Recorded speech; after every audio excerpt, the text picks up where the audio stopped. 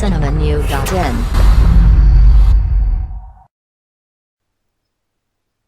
பிரபல மலையாள இயக்குனர் உன்னிகிருஷ்ணன் நடிகர் மோகன்லாலை வைத்து ஒரு புதிய படம் இயக்கி வருகிறார். இப்படத்தின் மோகன்லால் மனைவியாக மஞ்சு வாரியர் நடிக்கிறார். இப்படத்தின் தென்னிந்திய திரைப்பட தயாரிப்பாளர் சங்க தலைவரும் நடிகருமான விஷால் மலையாள படத்தின் முதல் முறையாக வில்லனாக அறிமுகமாக உள்ளார்.